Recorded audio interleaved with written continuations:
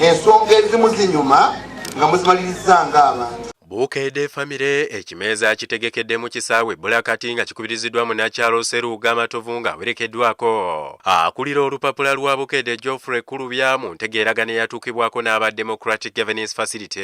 Ensonga z'ettaka zikutte ekifo kya ku mwanjo abantu omuli n'abakadde mwe balagidde obutali bwenkanya ku babagobaganya ku bibanja nga beeyambisa kkooti ne poliisi. Mutabani wange ali mu kkomera e Luzira. Ekyaleeta ekyo alina weyagula owaabwe ebbaka kati weyagula n'alwawo okuzimba ate n'abaana bassengawe ne bamugulira emabega. Aba Judicial Service Commission muveeyo abantu babonyebonye ekimala. Pulezidenti atugamba omuntu abangalira ku kibanja myaka 8 kutabaawo. Ssaabalamuzi yalagira nti oba n'ensonga yonna ekuluma ku kkooti singa togenda nnyumba ya musango ng'olina ekikunyiga oba olina kyototegeera osobola otuukirira omulamuzi waba tali mu kkooti. Yenna abeera alina kyeyemulugunya ku kkooti antuukirire. Namukadde Bena Namukaso w'emyaka 91 n'abaana baatabukidde Jimmy Kaddu ne bamuvumira ku kazindaalo n'okumulangira obubbi bw'abadde awulereza omugaga eri Amabalaala abagobaganya ku kibanja. Agenda asimba ebijanjaalo kugamulaba kakati njagala ombuulire bye yasimba byalagawa bye yasimba byalagawa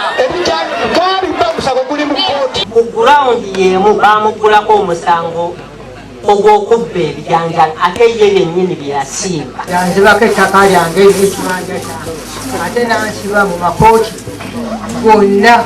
Amyuka Ssentebe Haji Mayanja ayambalidde ekitongole ekiramuzi obutakola nnongoosereza mu mateeka okussaawo embeera eyanguyirwa buli omu okubategeera mu nkola yaabwe. Abalamuzi baffe bakola obulamuzi n'akola eviction order ku myaka 8 n'akanyumba kalimu n'emmuli kyoyo abaddewo mu bukyamu kibonero kye mubawaayo n'akumawako bibonerezo. Ate Waswa Miranga anyiizizza Meeya Ssenyondo n'amulangira okulya enguzi n'okusigula abaka abasajja nga wano Meeya amuvumye okulokompoka ng'ayagala okumwonoonera erinnya. Wabula njogedde ekintu kyonna mu butereevu bwakyo.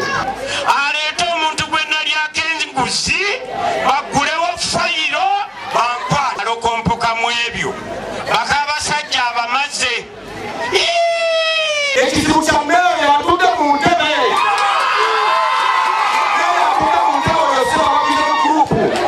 buli woofiisi yagiyingira yagirako emirembe n'abateesa abalala beemulugunyiza ku kitongole kya UNRA olw'obutakola bulungi oluguudo ekivaako omujjuzo mu Lwera n'okuboononera amayumba. enjatika n'okutuusa kati tebazikolangako abayuna ekyetusaba ekikwatako basobole okukulira. UNRA yagezaako naye oli eyakola kye yakola ye yaleetera bambi amazzi okubeera ddala. Omugagga abalemeredde. Waliwo nnamwandu eyeemulugunyiza ku poliisi y'ebidduka obutamuwa bwenkanya kuba yatomerwa emmotoka. Nazaala wange ne mulamu wange ne bagendayo ku poliisi.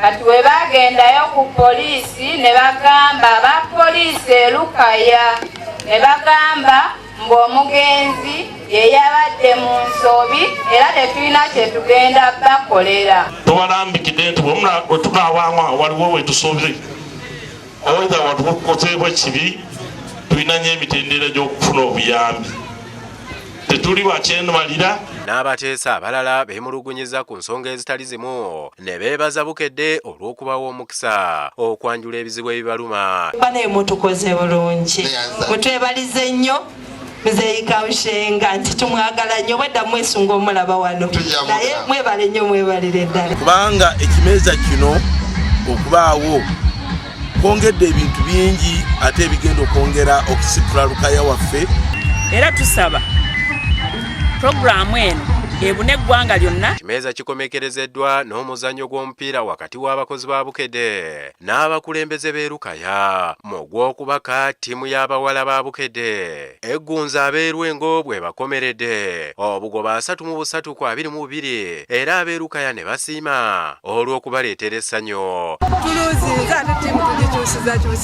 anti ekizibu kya Lukaya basketball team abakyala tebagala kukola training. Ate mu gw'ebigere Meeya Ssenyondo ku myaka 71 asimudde penalty n'enywa butereevu mu katimba ka Bukedde ewadde batabani b'essanyu olw'obuwanguzi bwa ggoolo emu ku bwereere.